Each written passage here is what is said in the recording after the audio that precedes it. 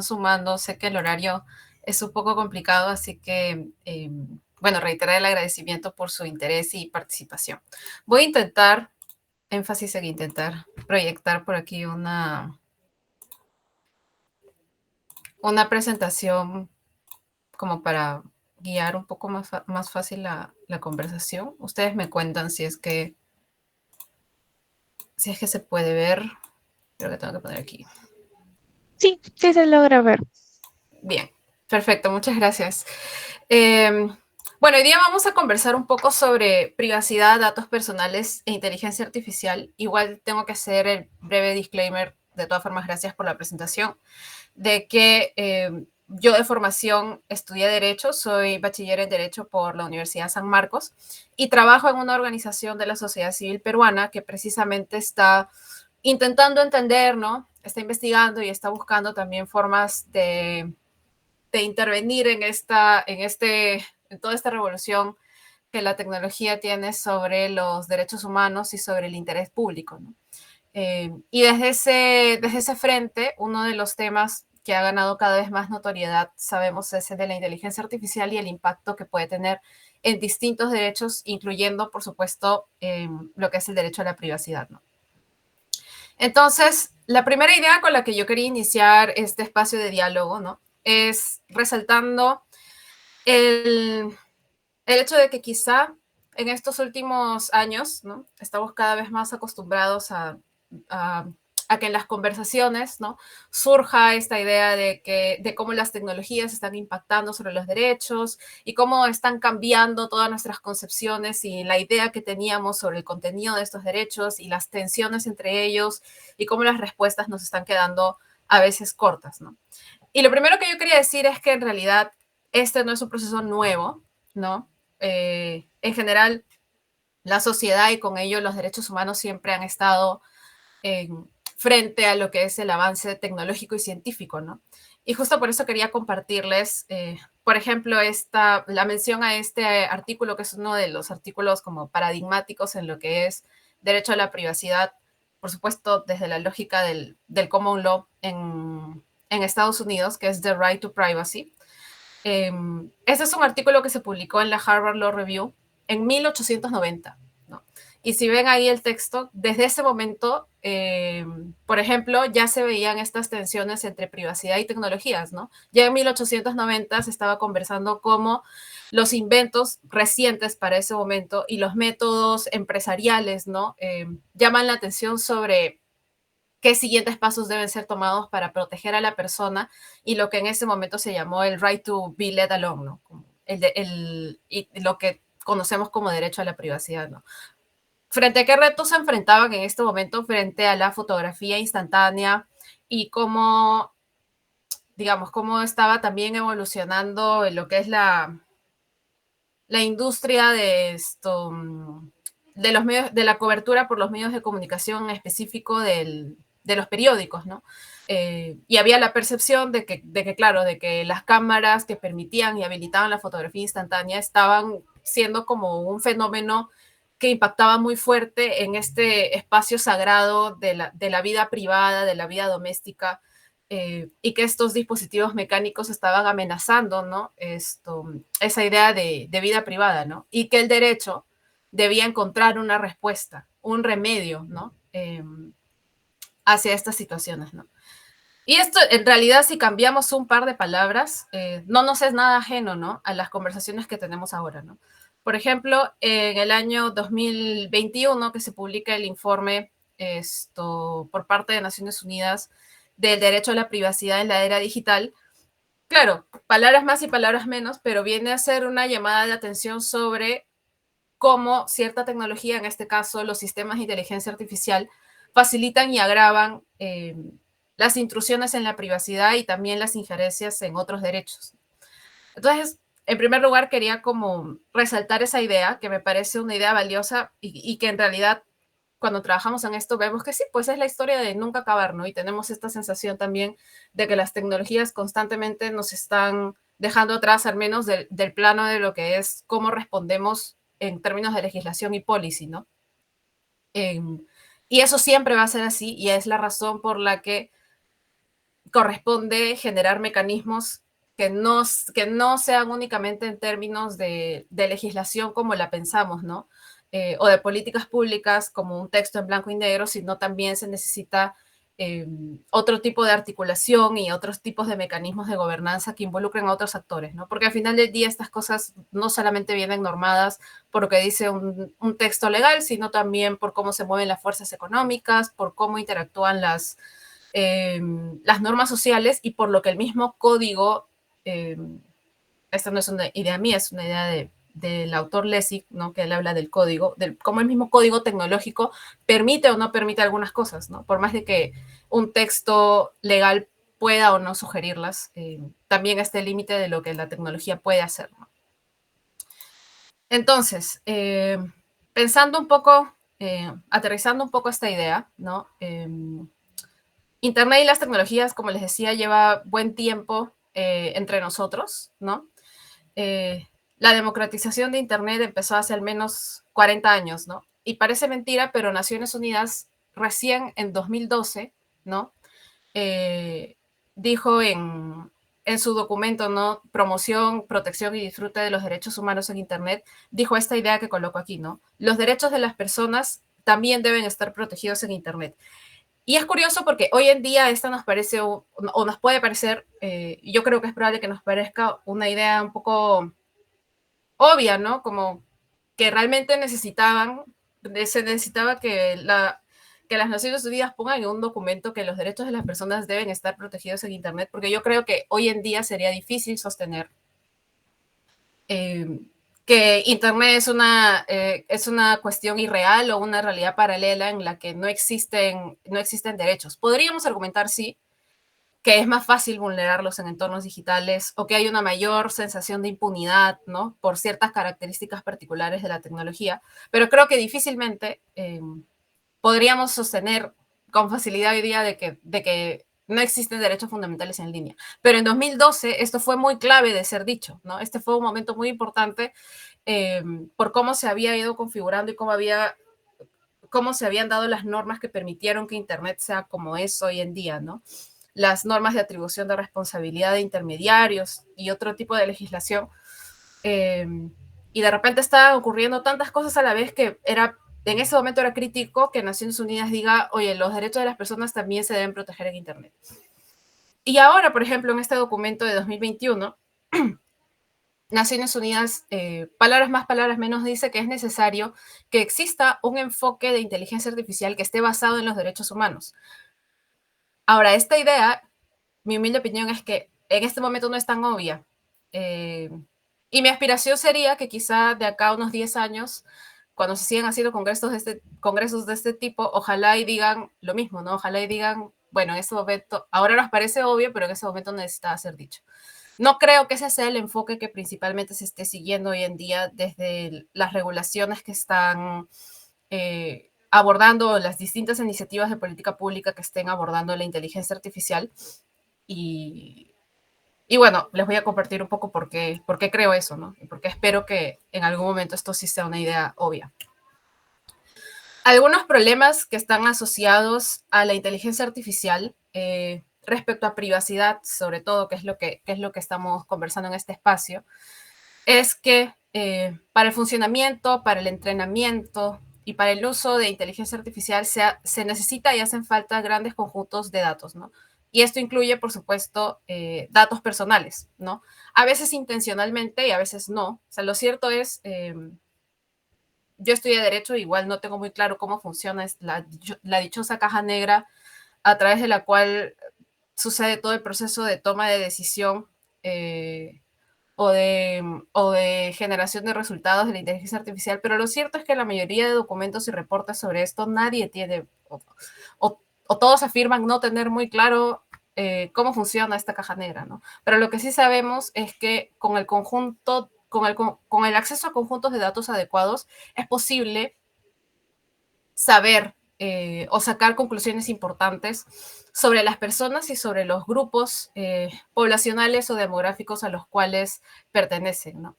O sea, se pueden hacer deducciones importantes recopilando y haciendo tratamiento de estos datos, ¿no?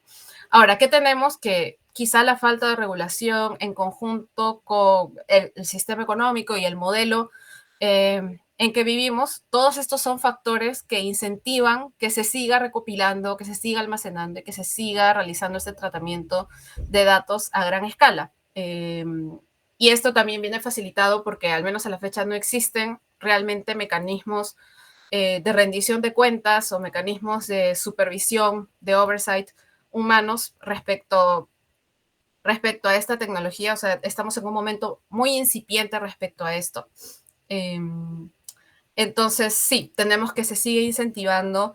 Y esto no es que sea algo intrínseco a la inteligencia artificial como tecnología, pero lo que sucede es que las tecnologías no son ajenas a su contexto, ¿no?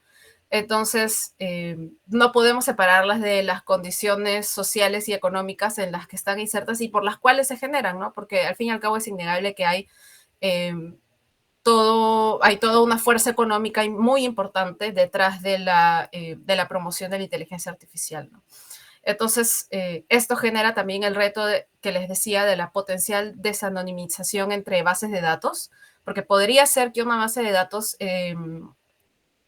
haya sido anonimizada, pero basta que haya algún dato, incluso como una pseudonimización, que pueda ser cruzado con otros datos en otras bases de datos y que todo eso pueda ser procesado a gran escala para que se pueda hacer que cierto grupo de personas sea identificable, ¿no? Y ese creo que es el gran riesgo que debemos balancear ahora, ¿no? En el sentido de que ya no basta con que una base de datos se eliminen los nombres u otro tipo de datos personales, sino que por la forma en la que funciona el Big Data y la gran capacidad de procesamiento que hay, obviamente de algunas plataformas más que de otras, es posible conocer más sobre más grupos de personas, ¿no? Y hacerlas identificables, que quizá es lo que se buscaba evitar al anonimizar ciertas bases de datos, ¿no? Y detrás de todo esto está una idea importante, ¿no?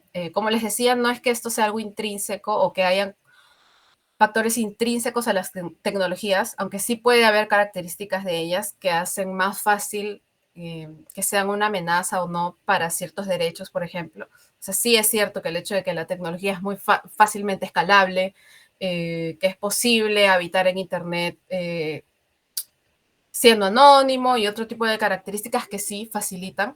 Lo cierto es que también va acompañado de enfoques que podemos tener como personas, ¿no? Que empleamos estas tecnologías, ¿no? Entonces, creo que algo importante que ha sucedido es que ha virado un poco la concepción o el chip, el enfoque.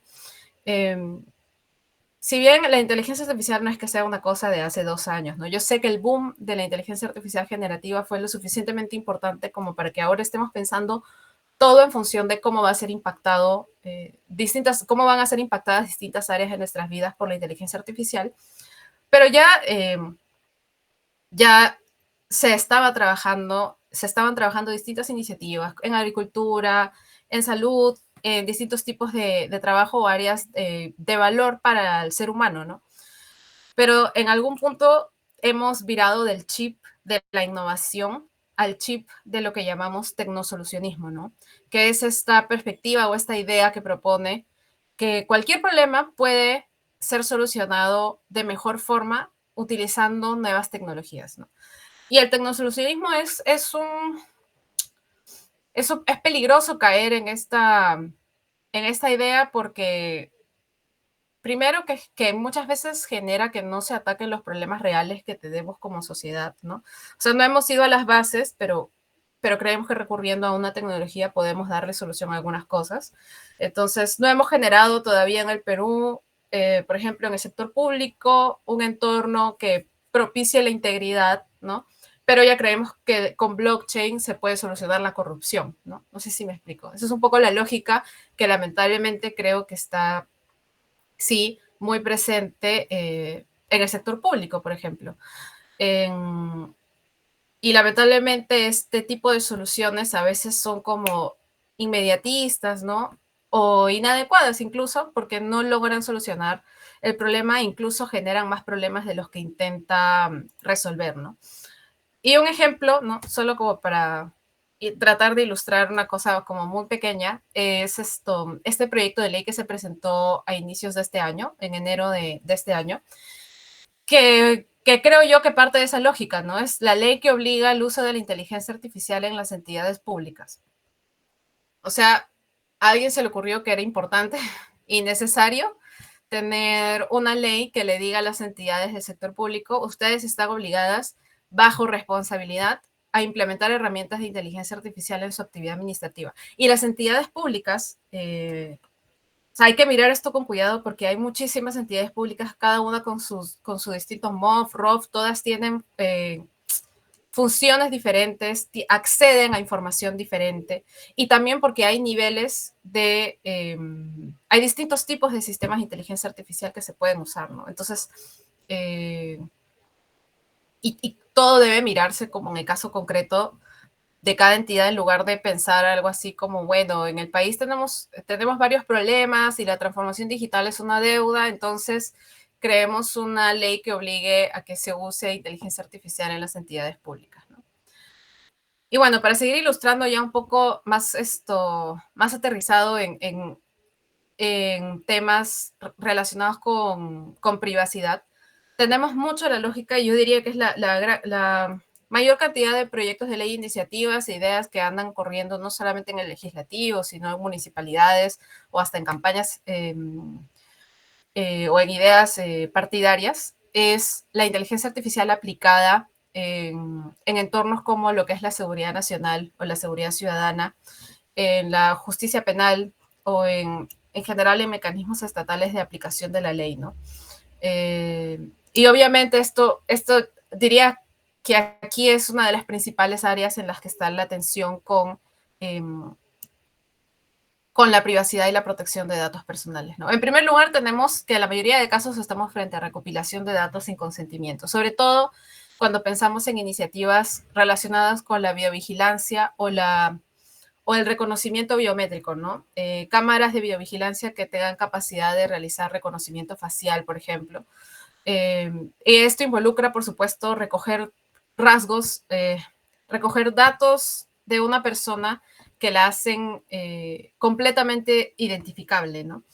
Y el tema con esto es que si esto lo pensamos a gran escala y normalizamos el reconocimiento biométrico por parte del Estado o de los estados en general, 24/7, pues o sea, claramente tenemos una injerencia grave al derecho a la privacidad, ¿no? Tenemos que recogen uno de los atributos fundamentales que nos hacen identificables, ¿no? Que en teoría nos distinguen de otras personas y aumenta la capacidad que puede tener el Estado de rastrearnos, de vigilarnos, de identificarnos o de observarnos en general, ¿no? Y esto, hay que decirlo, también nos pone o sea, nos pone en un reto porque sabemos que, por ejemplo, ahora el contexto de seguridad ciudadana en el que vivimos, ¿no? En que hay altos índices de criminalidad, que es un contexto muy sensible también, la situación de extorsión que estamos viendo, ¿no? Y generalmente, al menos desde como nosotros vemos esto, los poderes políticos emplean estos contextos para justificar estas medidas que en realidad vulneran derechos como el derecho a la privacidad, ¿no? Nosotros creemos firmemente que en realidad no hay nada más seguro para uno que su privacidad, ¿no? No puede haber seguridad sin privacidad. Sabemos que es necesario hacer balances, pero el problema que tenemos es que, claro, cuando nosotros pensamos en términos de derechos humanos, bueno, con suerte y los derechos humanos ni siquiera son, entre comillas, necesarios en un contexto, ¿no? En un contexto democrático y de Estado de Derecho. Bueno, qué bien, pero los derechos humanos y la idea detrás de ellos están precisamente para hacer esa contención frente a contextos de abusos de poder, ¿no? Pensando que no siempre va a haber un gobierno que sea respetuoso de estos estándares, sino que van a haber contextos que son mucho más problemáticos, ¿no? Entonces, sí es problemático que nuestros pasos, ¿no? Por ejemplo, puedan ser rastreados y videovigilados desde este punto de vista, ¿no? Y esto acompañado con los algoritmos, ¿no? Que procesan grandes cantidades de datos, y acompañado también de otro tipo de capacidades como el perfilamiento de personas y también de zonas geográficas, ¿no? Esta lógica de, bueno, vamos a predecir, según lo que sé de esta persona, ¿no? Y según otros patrones que he identificado, vamos a intentar predecir qué tan probable es que esta persona o que en esta zona se cometan crímenes, ¿no? Eh, y, esto, eh, y esto puede ser un problema no solamente en cuestión de privacidad, pero claro, estamos hablando de recopilación de datos personales, pero también viene asociado a los sesgos de los que se ha conversado mucho también en lo que es el procesamiento perdón, en los sesgos asociados a la inteligencia artificial, ¿no? A los resultados o a las decisiones que pueden tomarse, justamente porque los datasets también pueden estar sesgados, ¿no? Que eso es algo, nuevamente, que no es que sea solo inherente a una tecnología, sino que también describe algo sobre nosotros como sociedad, ¿no? O sea, si vivimos en una sociedad que discrimina, los datos probablemente van a llevarnos a que el entrenamiento dé como resultado una respuesta que puede ser discriminatoria, ¿no? Y esto tiene impacto en otras áreas también. O sea, yo no he podido seguir todo el Congreso, pero estoy convencida de que más de una vez se debe haber notado, porque esto siempre es clave, cómo los derechos humanos son interdependientes entre sí, ¿no? Y cómo afectar a un derecho humano, un derecho fundamental, va a llevar de una u otra forma que se afecten otros derechos humanos también, ¿no? Es muy difícil o prácticamente imposible aislar como el impacto sobre un único derecho. Entonces, claro, acá tenemos que también cuando haya recopilación y tratamiento de datos personales para ser procesados por inteligencia artificial, que es cómo se recoge el dato, eso también va a ser usado en otros campos, ¿no? Como puede ser en programas de asistencia social, ¿no? Programas sociales para servicios públicos también. Esto también puede tener impacto en el acceso al trabajo, en el acceso a la educación, en la integridad de la información, que es un asunto también de mucha preocupación eh, en estos últimos años, cada vez, sobre todo diría a partir de la crisis por la pandemia, y es un asunto que preocupa también a muchos organismos, ¿no? O sea, queremos que creemos que el debate público es un bien común en sí mismo, creemos que debe haber espacios de debate, creemos que la información eh, debe ser de calidad y que debe llegar a la ciudadanía. Y cuando la integridad de la información se ve corrompida, tenemos que esto también tiene impacto en la salud, en el acceso a la justicia, a la educación, etcétera, ¿no? Y esto y pensando como en la inteligencia artificial, esto también está relacionado en cómo los sistemas de inteligencia artificial también están siendo usados para los sistemas de recomendación, ¿no? También están siendo usados para la curación de contenidos en línea. Eh, qué contenidos se van a recomendar, qué contenidos van a estar en el feed, qué contenidos van a tener más alcance, qué contenidos no. Y eso está en función de con cuál se interactúa más y ciertas especificidades que ya también dependen de cada plataforma, por ejemplo. Qué contenidos les vamos a dar de baja, qué contenidos no, etcétera, etcétera, ¿no? Hay otros riesgos también, por ejemplo, en contextos electorales. Y diría que el primer gran escándalo probablemente sobre inteligencia artificial fue esto, justamente pensado en un contexto electoral, ¿no? En lo que fue el Cambridge Analytica. Y acá yo, por ejemplo, estoy poniendo como uno de esos posibles problemas, que es precisamente la microsegmentación en contextos electorales, ¿no? En cómo puede ofrecerse contenido distinto para una misma o para diferentes campañas políticas, perfilando, ¿no? Demográficamente o según ciertos gustos o según ciertos perfiles de las cuentas que existen en redes sociales, de modo que cada quien ve cosas distintas, ¿no? Eh, y ya, digamos, otra área problemática potencial, que es el de la inteligencia artificial generativa y la posibilidad de generar datos sintéticos haciendo uso de datos personales, ¿no? Que creo que han hablado también de eso en la anterior mesa, que fue justo sobre inteligencia artificial y deepfakes. Así que bueno, eso como para plantear un poco las amenazas que vamos viendo, ¿no? Y quería hablar también un poco sobre cómo se ha intentado dar respuesta a esto, pero no sé si por ahí, yo creo que ya llegué al tiempo que me habían dicho que había una segunda ronda, no sé si de repente puedo dejar esto para el segundo momento, o como tú me dices, Deyanira. Sí, está perfecto. Podemos dejar este punto justo para la parte de la réplica de complementación. Por ahora está perfecta toda la exposición. Muchísimas gracias. Y damos pase a Clara Queseler para que pueda también dar sus puntos de vista sobre este tema. Bueno, buenas noches a todos. Muchas gracias por la invitación y felicitaciones por el cuarto congreso. Para mí es un honor formar parte y que se sigan tratando estas temáticas que parecen innovadoras, pero que nos vienen afectando desde el desarrollo de la tecnología, específicamente a los derechos humanos, como bien lo resaltaba la doctora Lucía. Bueno, hoy nos encontramos en esta mesa de diálogo titulada Tratamiento de los datos en la el derecho a la privacidad. Algo que me parece importante es que el derecho a la intimidad, a la privacidad, no suele operar o ser afectado de manera unilateral, ¿no? Generalmente cuando se afecta el derecho a la privacidad, este derecho personalísimo, inherente también a todas las personas humanas, se están afectando otros derechos, como puede ser el derecho al honor, el derecho a la imagen, entre otros.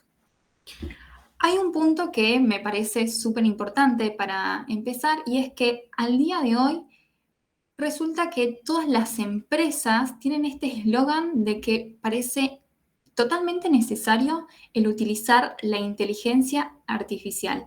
Si una empresa hoy en día no utiliza o no dice, por lo menos no promociona el uso de la inteligencia artificial, pareciera que está totalmente desactualizada o se queda muy atrás en el mercado. Y la inteligencia artificial viene con este eslogan en el que nos vienen a decir o nos vienen a promocionar que viene a salvar al ser humano y que vendría a ser esta inteligencia justamente suprema a la inteligencia humana. Entonces, la vida del ser humano con el uso de esta herramienta sería mucho más sencilla. Por eso me pareció importante tomar como primer punto qué se entiende o qué es la inteligencia artificial. Y es una realidad que es un campo científico de la informática que mediante la combinación de ciertos algoritmos se crean programas y mecanismos que van a pretender simular y también copiar en ciertas maneras los comportamientos del ser humano. Esto no significa que esté a la par o superior como la publicidad, los eslogan que escuchamos todo el tiempo. De hecho, si vemos distintos estudios o comprobamos utilizando, por ejemplo, el ChatGPT, podemos ver que muchas veces, o la gran cantidad de veces, la inteligencia artificial, las más conocidas, no llegan a un punto de raciocinio incluso igual o equivalente al del ser humano y tenemos como resultado distintas alucinaciones. Para esto hay que tener en cuenta que para que funcione la inteligencia artificial, como bien lo decía la doctora León, necesitamos de algo que se denomina el Big Data. Y es una herramienta que justamente se va a ocupar de recolectar, tratar macrodatos, es decir, una compilación de datos masivos, datos complejos e inteligentes para poder brindárselos a las empresas, utilizado principalmente por las empresas, y este Big Data se encarga de eso justamente, de ese tratamiento de datos complejos y datos masivos. Una cantidad de datos que creo que ni siquiera nos puede entrar en la cabeza. Con este Big Data recién se va a poder entrenar y capacitar a la inteligencia artificial que esté en juego en el momento. Recordemos que hay distintos tipos de inteligencia artificial y cada una va a estar entrenada de distinta manera. ¿Cuál es el objetivo de este Big Data? Justamente es, mediante la recopilación de estos datos, poder obtener modelos predictivos que permitan tomar decisiones estratégicas. Se suele decir de manera inteligente, pero es algo que por lo menos desde mi perspectiva es bastante cuestionable por lo que les comentaba previamente. En lo que respecta al funcionamiento de la inteligencia artificial, cada inteligencia artificial va a tener distintas herramientas de funcionamiento. Vamos a tener desde una inteligencia artificial creada con un análisis predictivo, también de un aprendizaje automático. Tenemos un análisis profundo y lo que se suele denominar también el data mining. La doctora León justo hablaba, por ejemplo, de lo que sería el aprendizaje automático, que es estos, por ejemplo, reconocimientos faciales o biométricos que se suelen dar, por ejemplo, en las cámaras de seguridad, también incluso al utilizar nuestro smartphone, que lo configuramos, brindamos nuestros datos y después de una recolección va a poder identificar cada vez que somos nosotros las personas que quieren acceder a este dispositivo móvil y no otro. En el análisis predictivo vamos a tener un modelo de puntuación que representan probabilidades de que algo suceda en el análisis de determinadas variantes y resultados. Por otro lado, en el análisis profundo se podría decir que es una rama del aprendizaje automático, que era el primero que comentábamos, pero a su vez va a estar combinado con ejemplos preexistentes. Entonces va a generar un algoritmo a través de estos datos para poder predecir y generar redes neuronales complejas y hacer posibles estos ejemplos en función también de la experiencia previa. Y en el data mining tenemos básicamente una extracción de datos que lo que propone es poder hacer un análisis que está oculto a los ojos del ser humano, es decir, un análisis muy profundo. Más allá de si entendemos perfectamente cómo funciona cada tipo de entrenamiento, de herramientas de la inteligencia artificial, hay algo que las caracteriza a todas, y es que necesitan justamente datos para su desarrollo y entrenamiento. Y como bien decíamos, hablamos del nombre inteligencia artificial, pero no es más que una técnica de marketing, porque si analizamos científicamente su funcionamiento, más que una inteligencia como tal, funciona como una calculadora. Y es por eso que cuando no tiene ciertos resultados exactos, genera estas alucinaciones. Entonces creo que caímos en ese sentido en una gran campaña de marketing. También en relación a lo indispensable que es esta inteligencia o no. El punto importante, como les decía, es que estas empresas o la inteligencia artificial se nutre, se entrena, se desarrolla a través de estos datos. Y para mí lo más importante es pensar, bueno, ¿de dónde surgen estos datos? Y por eso me permito tomar la licencia de hacer un énfasis en lo que es esta mesa de diálogo, en cómo afecta el derecho a la privacidad en el tratamiento de datos de la inteligencia artificial, pero producida por las empresas monopólicas. Y cuando hablo de empresas monopólicas, hablo específicamente de Google y Meta. ¿Por qué? Porque tanto Google como Meta son dos empresas que manejan el mundo de Internet hoy en día y que la mayoría de la población mundial utiliza, ya que son empresas que forman parte de la vida cotidiana de las personas y de su desenvolvimiento en la era digital. Hoy en día los países que quizás no usan tanto WhatsApp, usan Facebook, y el que no usa Facebook usa Instagram. Y esto está declarado por un tribunal de Estados Unidos, el Tribunal de Columbia, el Distrito de Columbia de Estados Unidos, que en febrero de este año dictaminó que Google justamente era un monopolio que se usa a nivel global.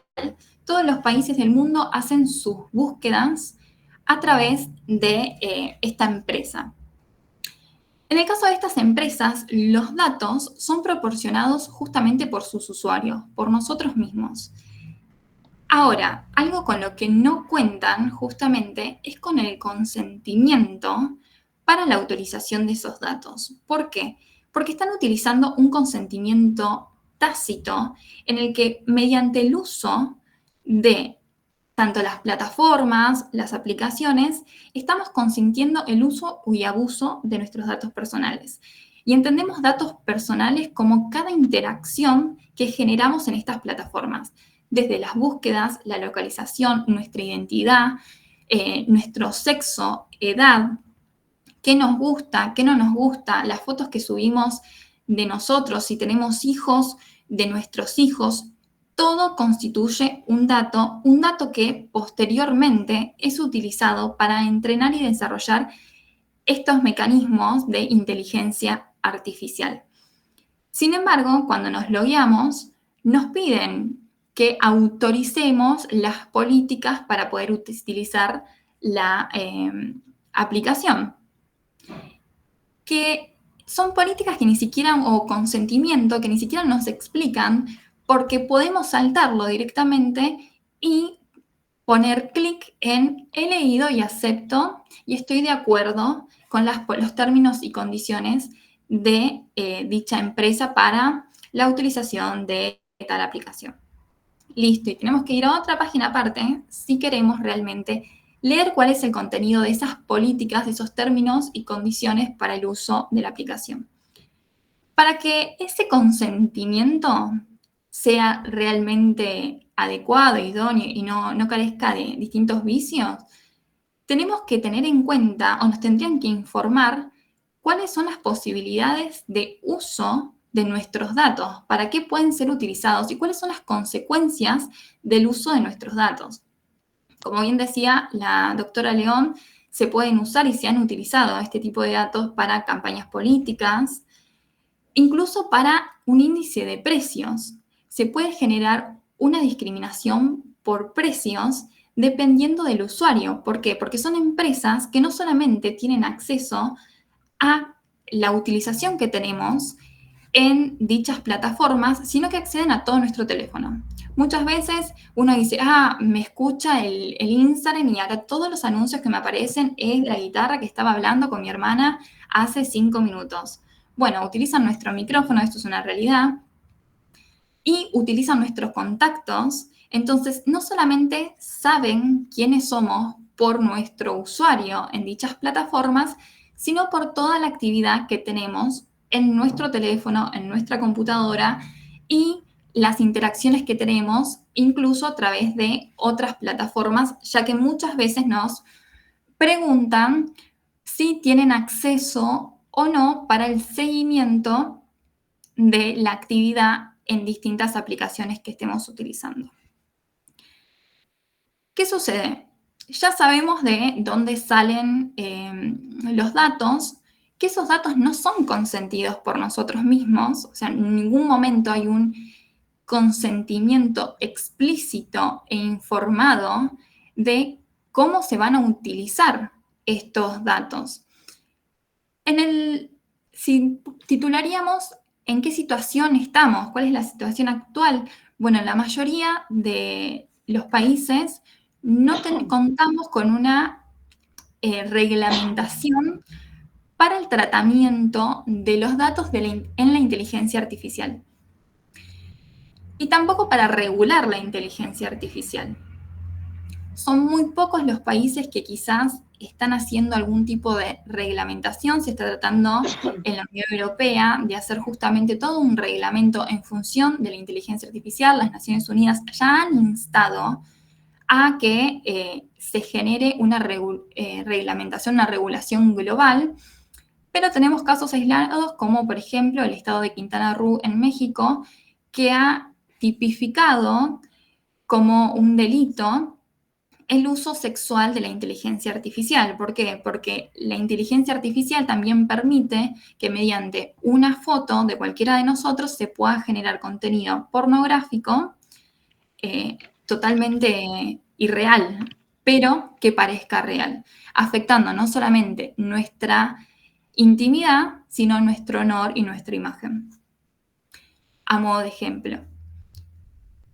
Por otro lado, decimos, bueno, ¿qué hacemos si tenemos un caso hoy en día donde a través de la inteligencia artificial estamos en un país o en un estado donde no está reglamentado de ninguna manera?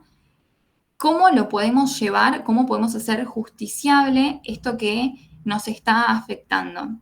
En un caso concreto, ¿no? Bueno, hoy en día la inteligencia artificial o el tratamiento de datos a través de la inteligencia artificial se puede tratar específicamente con las leyes de datos personales. Porque recordemos que cada interacción es un dato que nos va a vincular y nos va a identificar en estas empresas y en esta nueva generación de inteligencia artificial, ¿no? Hay un problema que es la no rendición de cuentas, que no viene solamente de la inteligencia artificial, ya viene de la era digital, donde muchas empresas no han querido, o en distintos países, no han querido explicar cuál es el uso de sus datos personales, y acá volvemos a las mismas empresas de siempre, Google y Meta. Google ya declarada, quizás porque es la más intensa, tiene un manejo de datos sumamente intenso. Ahora están tratando de vender nuestros datos personales para generar nuevos negocios, para poder identificar cuál es el patrimonio que tiene cada persona y en función de eso, cuáles son los, por ejemplo, anuncios que nos van a aparecer, porque todo el tiempo, si se quiere, estamos vigilados por estas empresas a través de los datos y de las cookies que manejan cada vez que entramos a un buscador de Internet. Si veo que me voy quedando sin tiempo. Si pensamos que en el día de mañana se puede generar este desarrollo de la inteligencia artificial de una manera en la que se resguarde la privacidad, si esto es posible, yo creo que sí, que es posible, pero mediante una regulación muy estricta, tanto del Internet como del desarrollo de la inteligencia artificial. ¿Por qué? Porque las empresas, y principalmente estas empresas monopólicas, buscan y utilizan estos datos porque les genera un rendimiento económico increíble. Es un negocio billonario o más que permite que cada dato que nosotros aportamos se traduzca en una suma de dinero para ellos. ¿Por qué? Porque todo el tiempo nosotros estamos consumiendo distintos servicios o distintos bienes. Y hoy en día vivimos en una era digital. Entonces, si generamos tanto a nivel privado como estatal una regulación estricta, se podría salvaguardar los derechos como el derecho a la intimidad en lo que es la era digital, específicamente en lo que se viene en la inteligencia artificial. Si bien se ha producido un boom, en lo personal creo que está muy parado el desarrollo y responde más a técnicas de marketing, todas las nuevas novedades y afectaciones que se dan. Y a modo de ejemplo de cómo puede afectar tanto en la vida como en la muerte el uso indebido de la inteligencia artificial, hay un caso que de una chica que falleció, se llama Jenny Penny, en Estados Unidos, donde a través de la inteligencia artificial se creó un personaje donde uno puede ser amigo e interactuar constantemente con ella y su familia. Está tratando de, a través de vías legales, de que esto deje de ocurrir.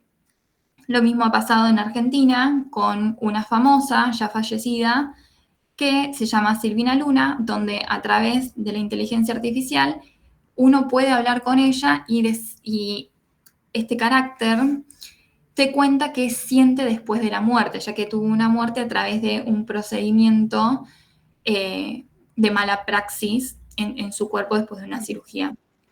Entonces, es bastante fuerte como no solamente afecta a las personas que están vivas, sino que incluso después de la muerte la inteligencia artificial puede seguir generando distintos personajes, si se quiere, distintas identidades que hablan en nombre de personas fallecidas, que incluso, como en el caso de Argentina, muy queridas, que tienen un público bastante amplio, que recurren a estas tecnologías para sentirse cerca. Bueno, ¿cuáles son los límites, no? Acá tenemos primero la privacidad antes que todo, y también para los gobiernos, como bien decía la doctora León, el hecho de la vinculación de nuestra identidad, por ejemplo, a través de un dato biométrico que no puede ser exacto, que tenga errores, como suelen tener casi todas las máquinas, de asociarnos como una persona criminal cuando realmente no lo somos.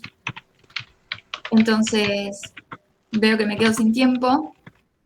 Hago este cierre pensando de que el día de mañana, cuando en el mundo podamos tener una conciliación sobre este tema, por lo menos a nivel regional, ponernos fuertes y decir cuáles son los límites que como seres humanos permitimos de lo que es la esfera pública y lo privado.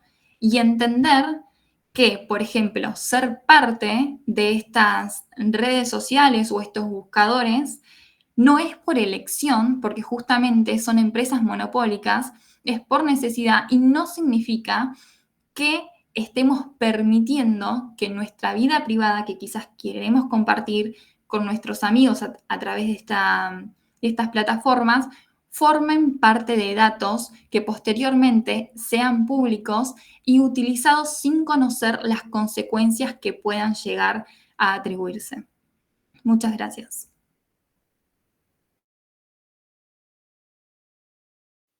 Muchísimas gracias, doctora Kessler. Sin duda han sido aportes muy interesantes, en especial esto último que hablaba de este límite sobre la vida y la muerte. Creo que es un tema muy interesante que se puede seguir discutiendo en esta mesa. Bueno, ahora pasamos al lado de la réplica, que también pueden ser comentarios o conclusiones adicionales o incluso respuestas y preguntas entre ustedes.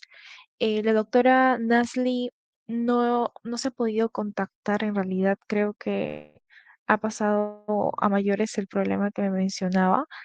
Entonces, continuamos con ambas ponentes aún. Doctora Lucía León, le damos la palabra. Sí, muchas gracias, Deyanira. Bueno, yo quería, ¿será que puedo igual compartir pantalla? No sé cuánto tiempo tengo para este segmento, ¿me perdonas? Son 10 Sí, minutos, claro. creo. Son 10 minutos. Igual podemos alargarlo hasta 15, ya que una ponente no está presente. Tenemos un poquito más de tiempo. Ok, dale. Modo pantalla completa. Estamos. Sí, y quería compartir algunas, digamos, algunas respuestas que igual la doctora Clara también estaba mencionando antes sobre cómo se ha respondido a esta, o cómo se está intentando dar respuesta a los distintos retos a los que nos enfrenta la inteligencia artificial, ¿no? Y uno de ellos es precisamente el enfoque basado en riesgos, ¿no? Que es un enfoque que, por ejemplo, está siguiendo la Unión Europea, como bien mencionaba también la anterior ponente. Y este es un enfoque que en realidad yo diría que no es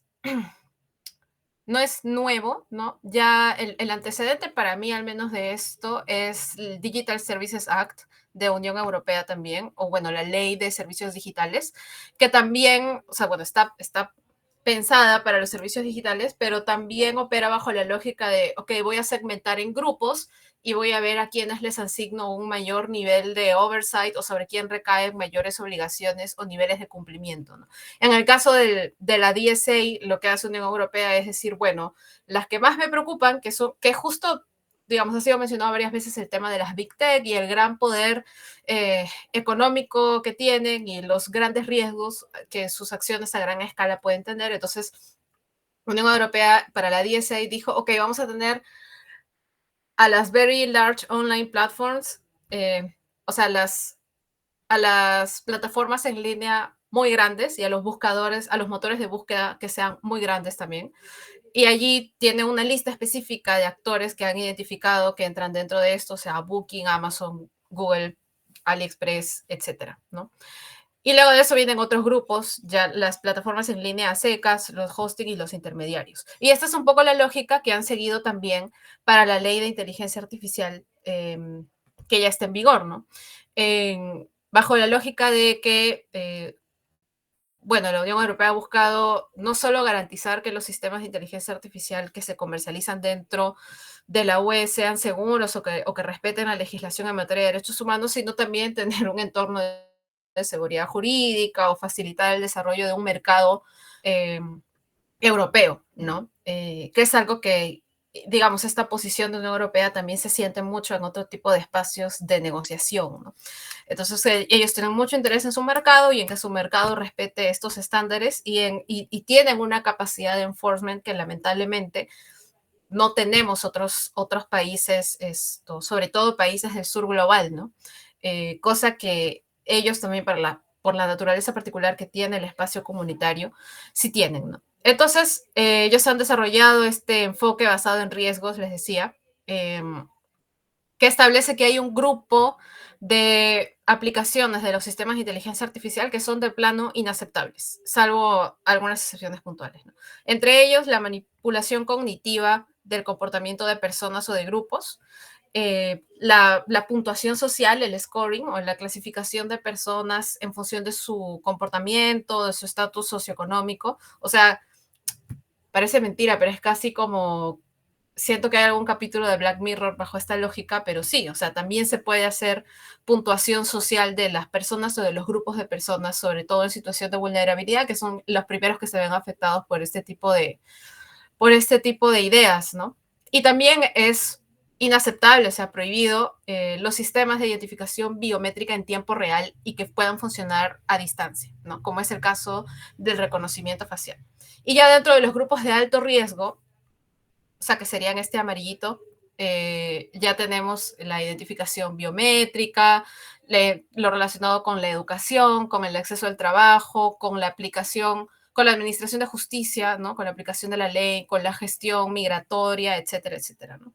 Ahora, el enfoque basado en riesgos, claro, tenemos el ejemplo claro que la Unión Europea lo ha aplicado para su ley, pero, por ejemplo, el G7, que es un grupo de 7 países que incluye también a países por fuera de Unión Europea como Canadá, Estados Unidos o Japón, ya había hecho su declaración ministerial en 2023 señalando que las políticas de inteligencia artificial y las regulaciones de inteligencia artificial deberían basarse en un enfoque de riesgos, ¿no?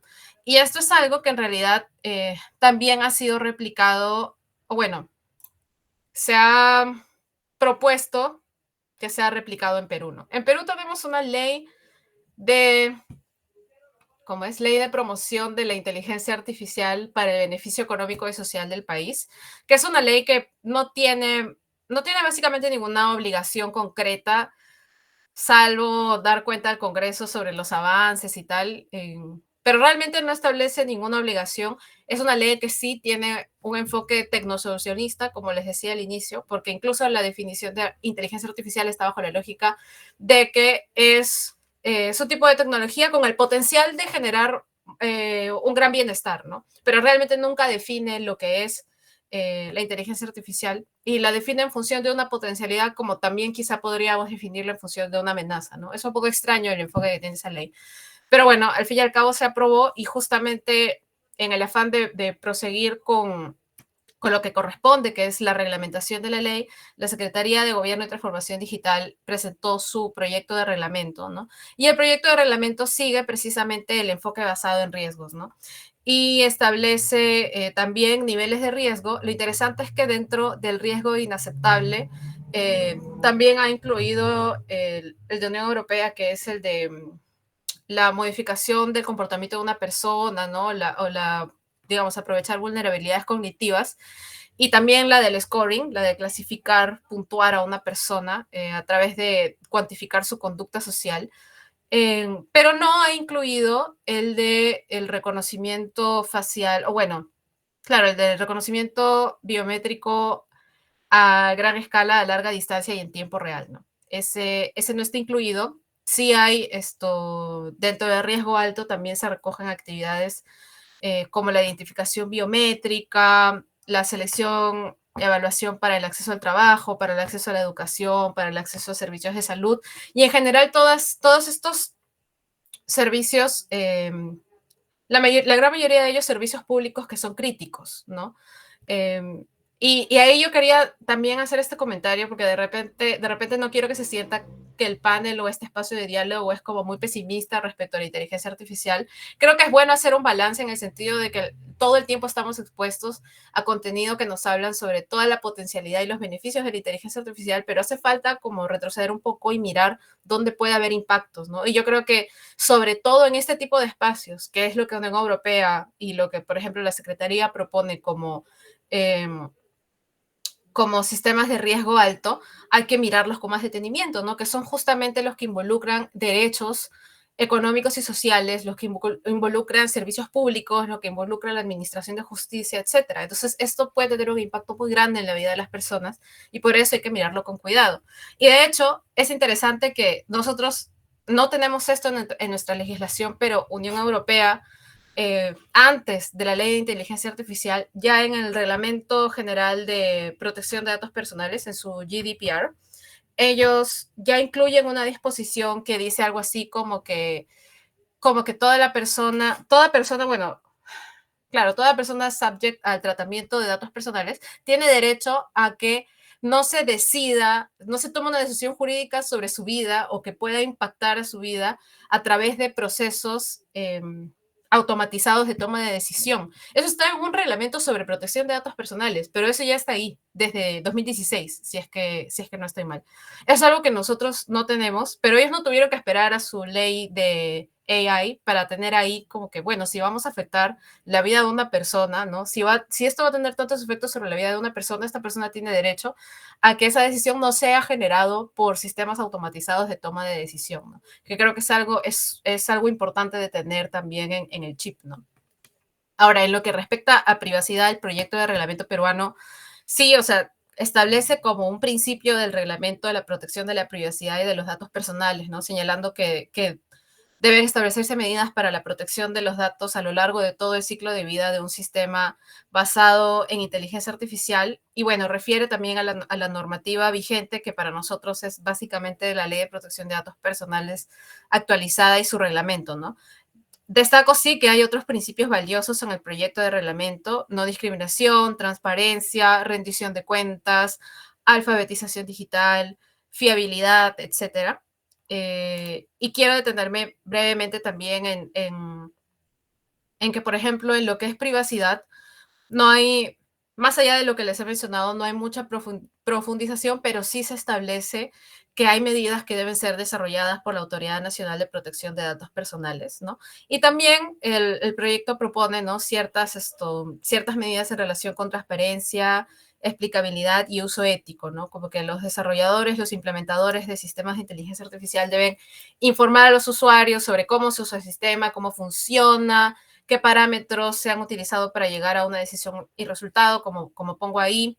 También hay consideraciones éticas que seguir, ¿no? Como contar con un equipo diverso, multidisciplinario, seguir estándares de buenas prácticas, que aunque parezca mentira, se están desarrollando, o sea, la comunidad técnica,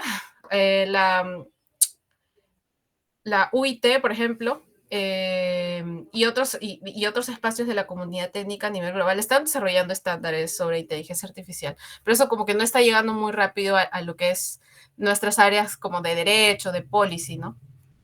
Pero bueno, por ahí lo que aborda el proyecto de reglamento de Perú. Y también había mencionado, Clara, un poco sobre las respuestas de Naciones Unidas, ¿no?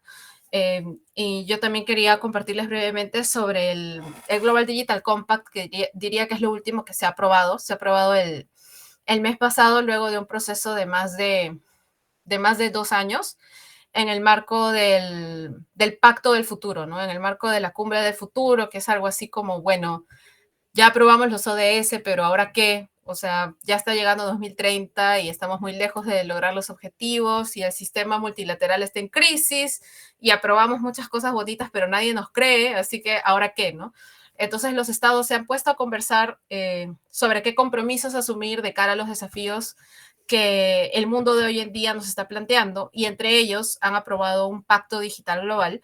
Y el pacto digital global, al menos digamos, está dividido en varias partes, y hay una parte sobre gobernanza de datos que sí menciona esta relación con la inteligencia artificial, ¿no? Dice ahí, ¿no? Reconocemos que una gobernanza de datos responsable e interoperable es esencial para promover los ODS, proteger los derechos humanos, fomentar la innovación, etcétera.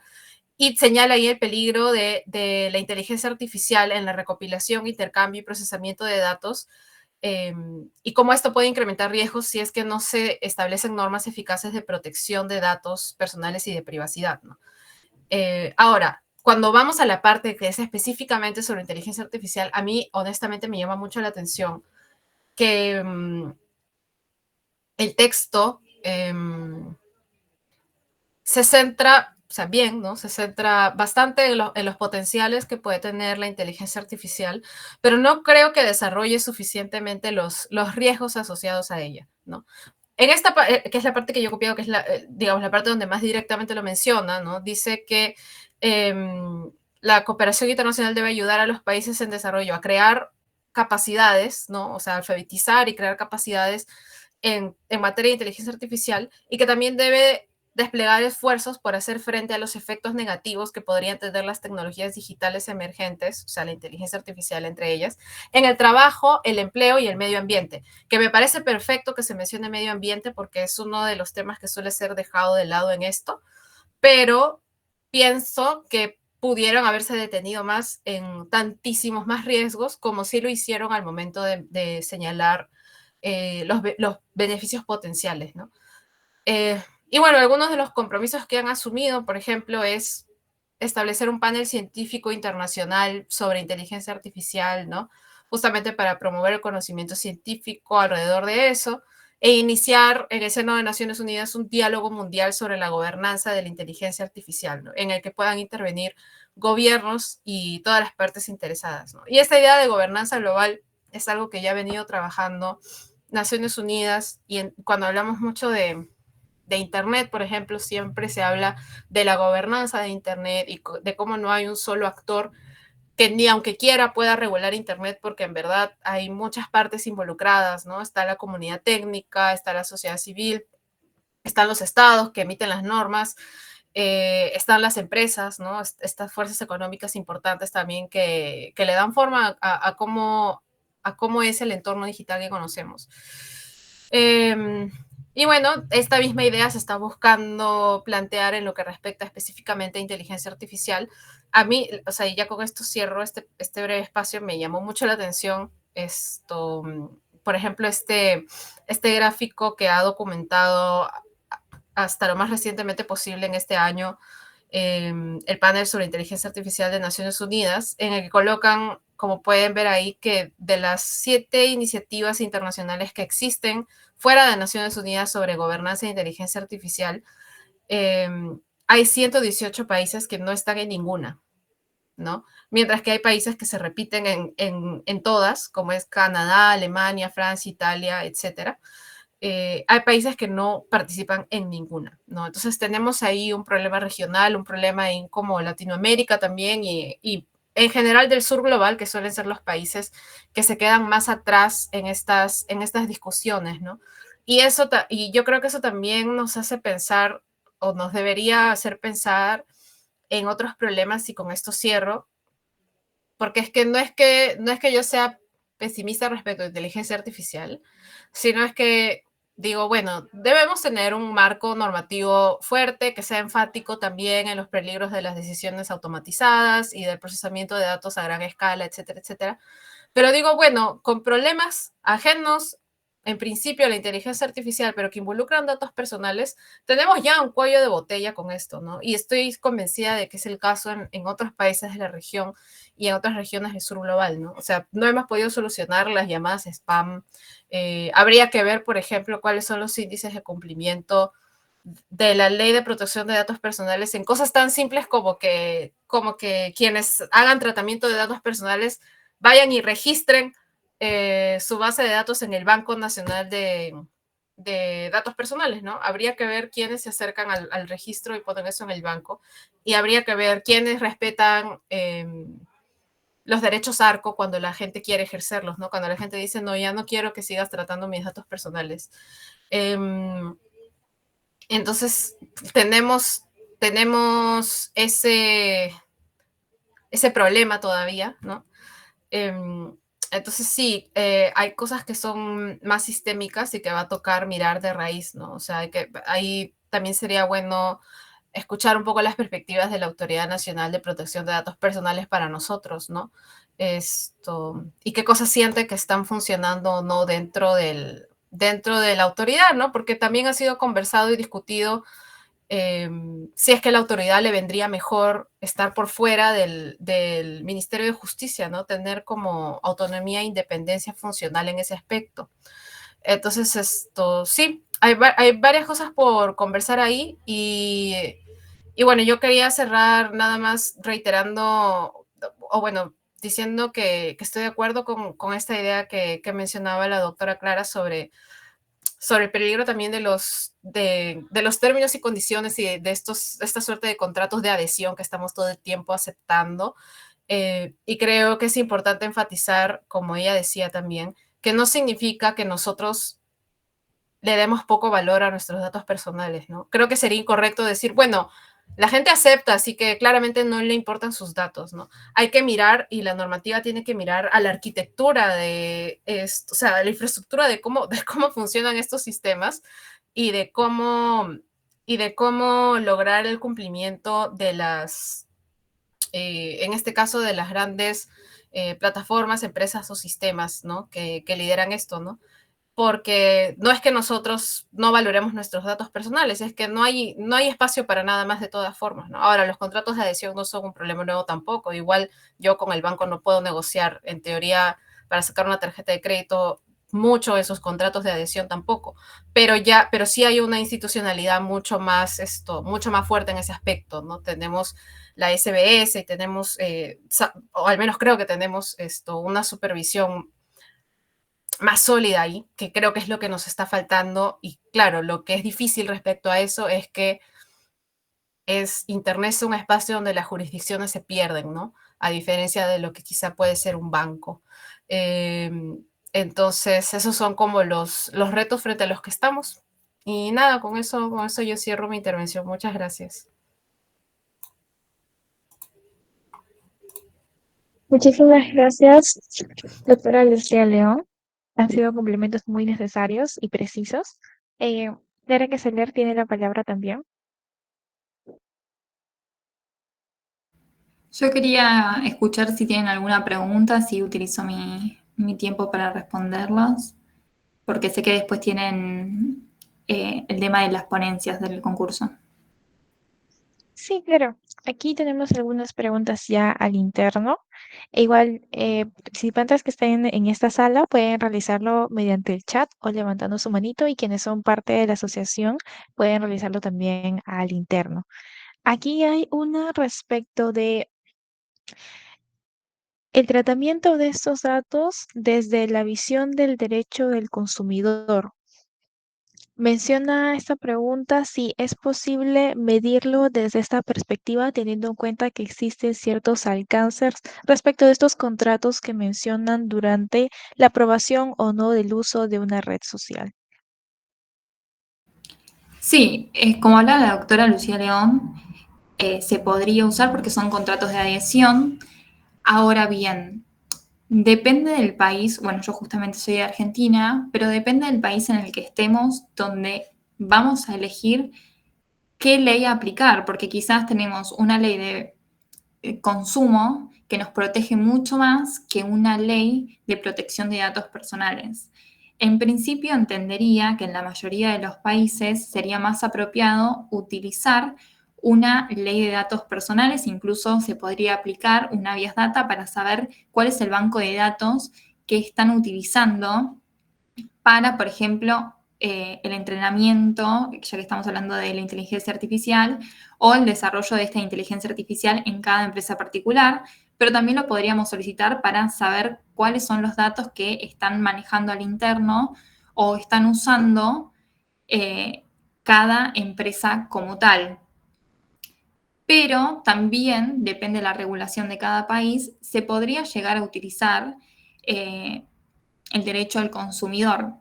Pero volvemos, eso va a depender específicamente en función de si estamos yendo contra una empresa en particular, si estamos yendo contra un intermediario como Google, porque ¿qué pasa? Google es un intermediario. Resulta un poco más difícil acceder a Google quizás a través del derecho del consumidor.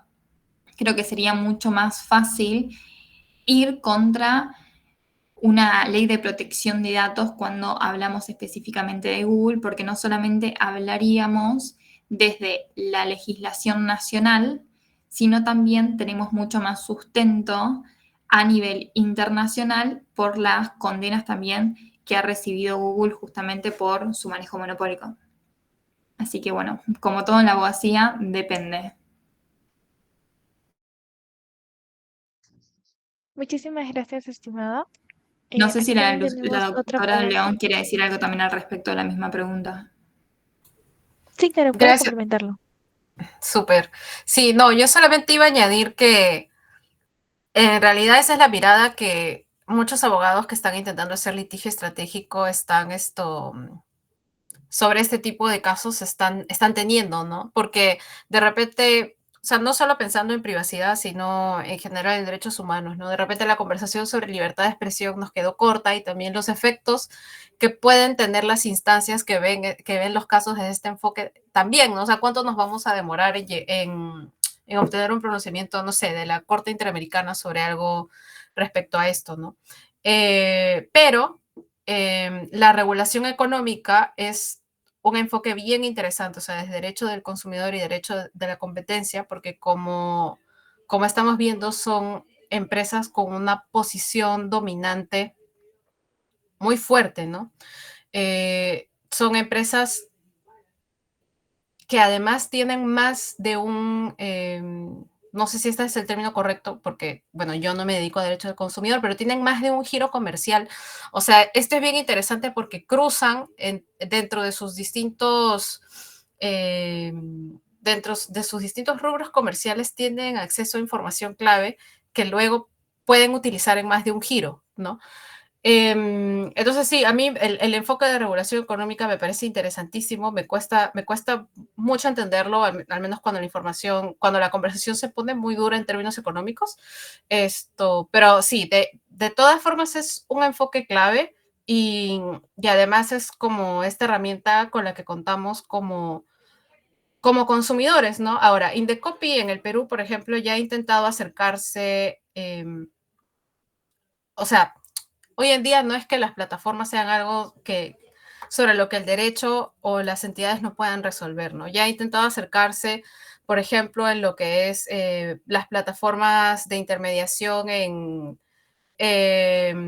como de delivery, ¿no? O de taxi. No conozco o no recuerdo en este momento que haya un caso aquí más relacionado con sistemas de inteligencia artificial o con plataformas de redes sociales.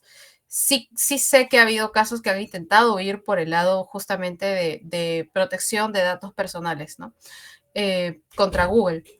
Pero sí creo que o sea, es un campo que es clave de explorar porque puede haber muchas respuestas interesantes por ahí. Sí. Muchísimas gracias, doctora León. Podemos continuar, si no, con las preguntitas. Ahí tengo una más también al interno. Esta está dirigida también hacia ambas. Y pregunta respecto de ambos contextos, tanto en el lado peruano como argentino. ¿Cuál es el mecanismo que se emplearía si alguien es víctima de algún acto realizado por inteligencia artificial? ¿Se tendría que haber algún tipo de denuncia frente a la empresa general o al usuario que realizó dichos actos?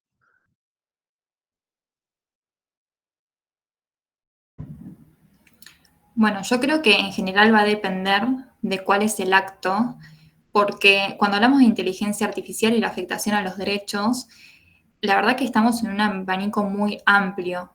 La inteligencia artificial puede, tanto como el Internet, puede afectar de manera muy grave distintos derechos fundamentales, derechos humanos de las personas. Entonces, habría que ver cuál es el derecho afectado como tal para ver contra quién iríamos. En principio, yo creo que se puede ir, depende el hecho, por ejemplo, como pasa en el estado de Quintana Roo, que han tipificado como un delito el hecho del uso sexual de la inteligencia artificial, tanto a la persona que solicita la inteligencia artificial este contenido, como a la empresa que administra o proporciona eh, la inteligencia artificial a sus usuarios.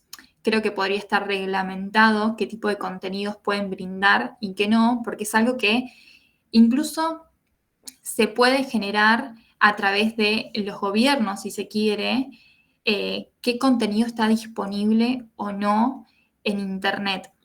Cuando nosotros pensamos en Internet decimos, bueno, nosotros tenemos, por ejemplo, la página de la Corte Interamericana, no importa el lugar del mundo donde estemos, si tenemos Internet y un buscador, ya sea Google, Bing, podemos entrar. Y la realidad es que no.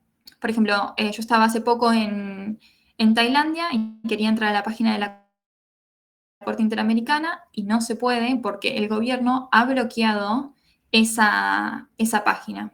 Entonces, el acceso a las distintas páginas web y a las distintas empresas también, si se quiere, está delimitado por el gobierno estatal, en este caso de Tailandia, y pasa también en otros países como con otras páginas me pasó en Vietnam.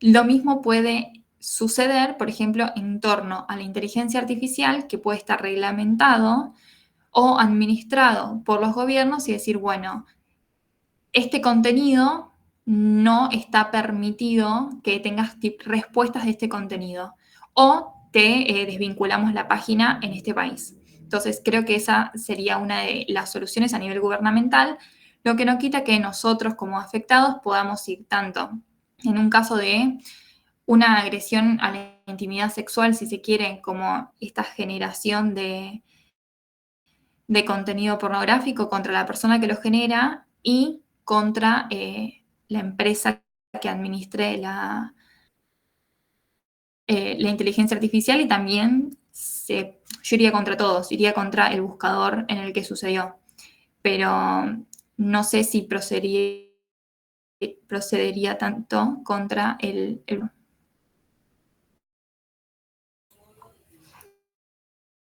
Sí, no, igual yo iba a añadir, claro, va a variar mucho en función de cuál sea el acto ilegal, ¿no?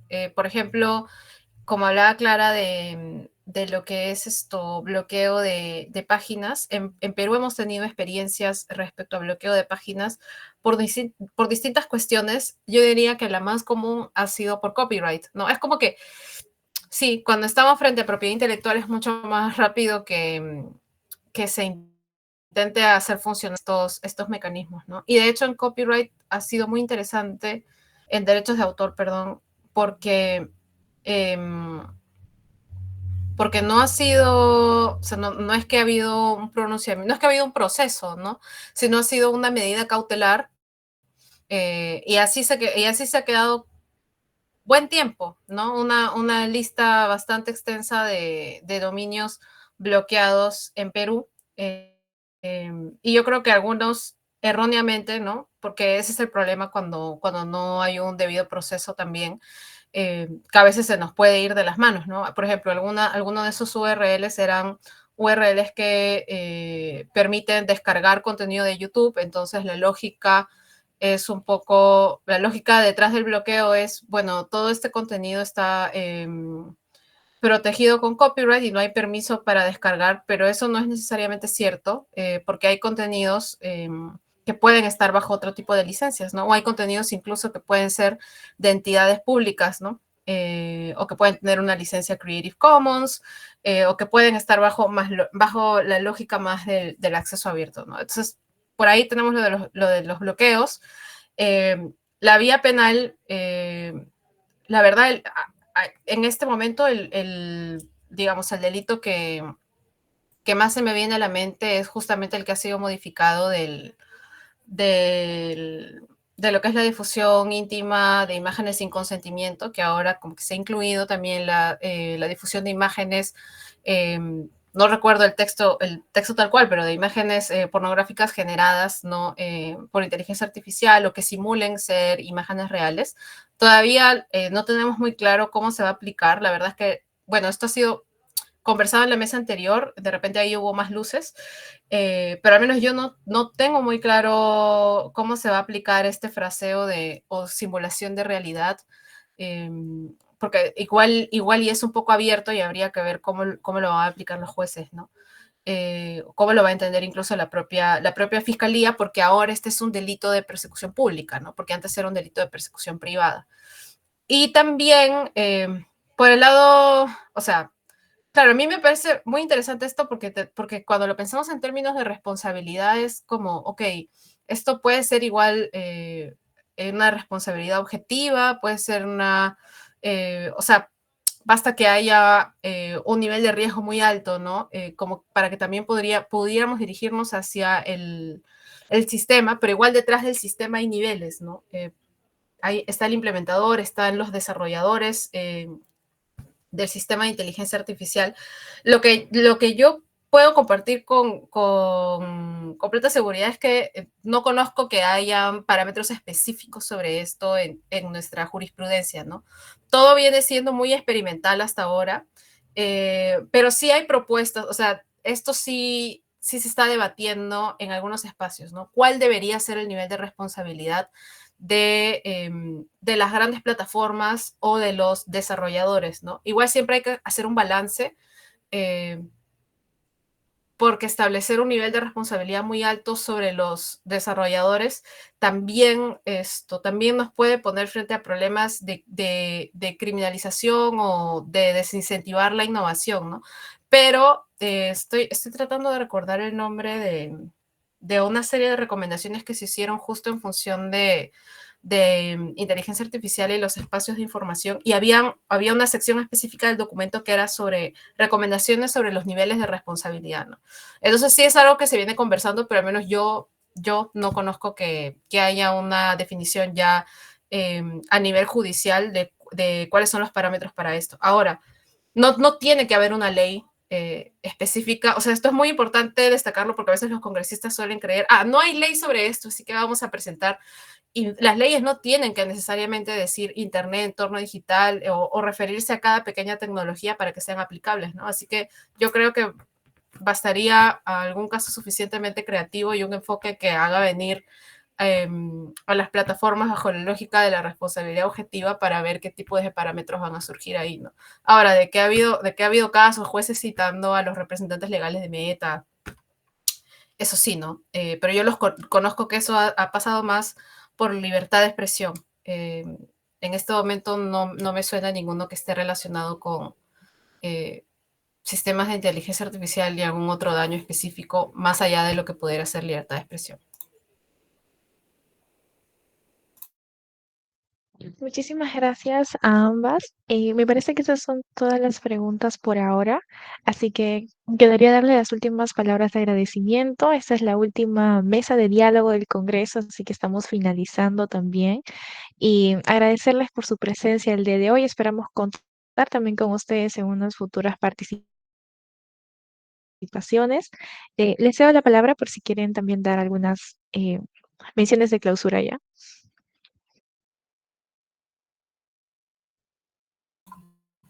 La palabra a nosotras me perdí, perdón. Sí, si quieren dar también algunas palabras de despedida, me refiero. Ok, perfecto. Muchas gracias, Deyanira. Muchas gracias, Clara, también por haber compartido este espacio y gracias a quienes nos están acompañando por aquí. Y bueno, de nuestro lado, como Hiperderecho, siempre dispuestos a seguir participando de estos espacios, escuchar sus inquietudes y pensar en nuevos proyectos para seguir encontrando un espacio para los derechos humanos en los entornos digitales. Así que muchas gracias. Por mi lado, también quería agradecerles por la invitación, agradecerles a todos los presentes y seguir felicitándolos porque ya es el cuarto congreso y espero que sigan. Tuve la suerte de conocer, por ejemplo, a Isair en una competencia de derechos humanos y me encanta, celebro que el mundo de los derechos humanos siga creciendo y sigamos conectados, no importa el lugar del mundo donde estemos, eso es una cosa que celebro mucho del mundo digital. Y también una de mis esperanzas es toda regulación también se da por pedidos de la gente, ¿no? Entonces, ¿qué responsabilidad tenemos nosotros? Ahora estamos muy felices con la inteligencia artificial, el chat GPT, pero bueno, empezar a tener un grado de conciencia más grande y poder transmitirlo para poder proteger realmente nuestros datos y los datos de nuestros seres queridos. Acá no lo tocamos muy en profundidad, pero ¿qué pasa también cuando tenemos estos datos de nuestros seres queridos que son menores de edad, como las fotografías que estamos publicando, etcétera? Entonces, me parece muy importante que nosotros desde la sociedad civil empecemos a instaurar y a pedir como una necesidad a todos nuestros gobiernos el hecho de la regulación y que tengamos una regulación que sea propia. Aunque pensemos que, bueno, uno no puede cambiar el mundo, les aseguro que sí, y se da a través de justamente la insistencia y la exigencia de nuestros gobernantes. Así que les mando un beso y que tengan buena noche y ahí ansiosa de conocer quiénes van a ser los ganadores de las Muchísimas ponencias. gracias, Clara y Lucía, por acompañarnos y también por las bellas palabras que las tomamos como de clausura también. Y antes de despedirnos, bueno, antes de despedirnos, porque va a haber el anuncio de los ganadores, también les invitamos a los participantes a que puedan encender sus cámaras para tomarnos una fotografía de final de recuerdo. Así que ahí damos unos segundos. Y muchísimas gracias también, Lucía, veo que has compartido aquí algunos datos. Los vamos a estar revisando. Muchas gracias. A ver, voy a configurar aquí para poder ver a las personitas y sus cámaras. Mm, mm, mm, mm.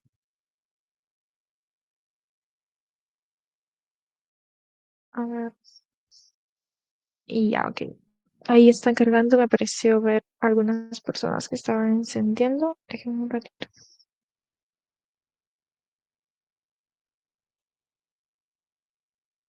Ya.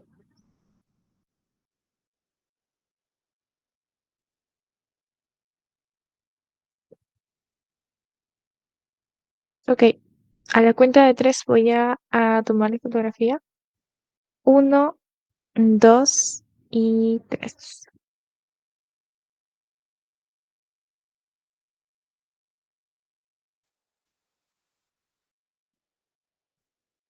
Listo. Muchísimas gracias, estimadas, y también a los participantes. Quedémonos aún en conexión. En unos minutos vamos a dar paso a los anuncios. Estamos esperando a los expositores. También Lucía, Clara, si se quieren quedar también está perfecto. Muchísimas gracias por ahora, así que vamos a esperar unos minutos.